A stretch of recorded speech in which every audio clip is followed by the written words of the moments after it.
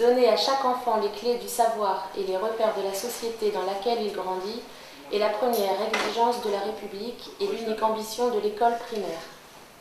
Bulletin officiel numéro 3 du 19 juin 2008.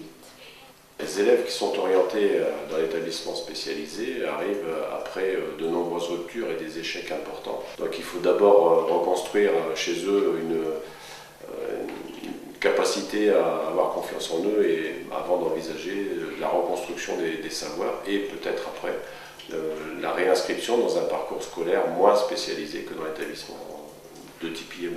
Moi j'étais au collège Jean-Marcel Navignon, ça se passait mal et du coup on est devenu ici à l'IME. Alors j'allais à la classe, j'aimais pas trop parce qu'il y en a me chercher tout ça.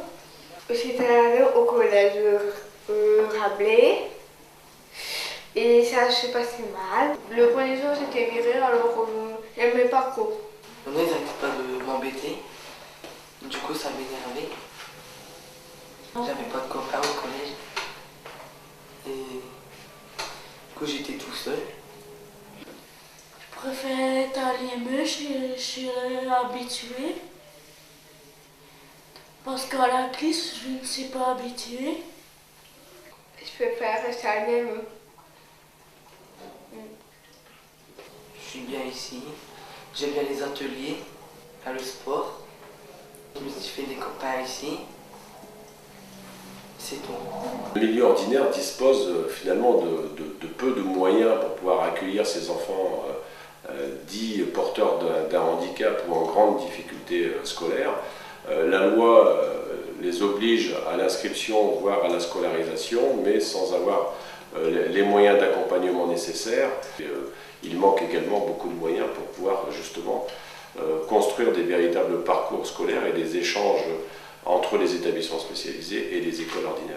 Le savoir-faire des professionnels de l'IME doit pouvoir être utilisé justement pour pouvoir faciliter les parcours scolaires. Donc il y a beaucoup de choses encore à inventer, de la souplesse, de la tolérance dans les établissements de scolarité ordinaire, mais aussi des moyens spécialisés, des établissements spécialisés pour que l'on puisse accompagner les enfants là où ils en ont besoin.